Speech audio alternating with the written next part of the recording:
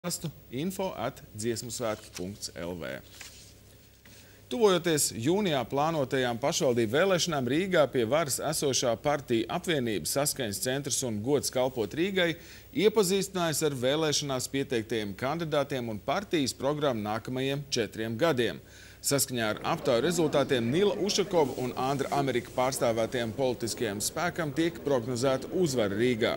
Galvaspilsētas mērs uzskata, ka viņu panākumu atslēga meklējums saskanīgā koalīcijas darbā, kas visu šo sasaukumu aizvadīts bez konfliktiem.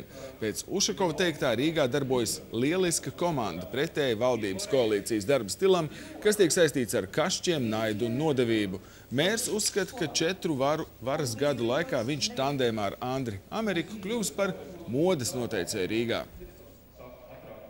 Pirms 4 gadiem nevienam Rīgā nevarēja prātī ienākt tāds vārdu salikums, tāds vārds kā brīvbiļeti.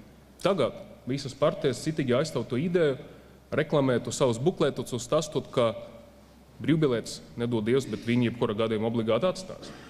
Vai pirms 4 gadiem, ja mēs runājam par modi, par jaunam idejām, kādam varēja ienākt prātā tādi vārdu salikumi, kā Jāņa Krasmalā, pagalmju remonti, jaunie parki vai, piemēram, rekordliels turistu skaits.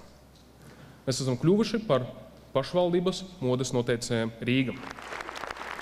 Saskaņas centra un Gods kalpot Rīgai lokomotīvs ir Nils Ušakovs un Andris Ameriks, kur atrodas 63 kandidātu garā vēlēšanu saraksta pirmajās 2 vietās. Politiskā spēka mērķis ir iegūt vismaz 51% no Rīgas domas deputātu vietām, lai tas turpinātu valdīt Rīgā arī nākamos 4 gadus. Partijas programmā izvirzīti 10 prioritārie virzieni, no kuriem galvenais ir sociālā atbildība.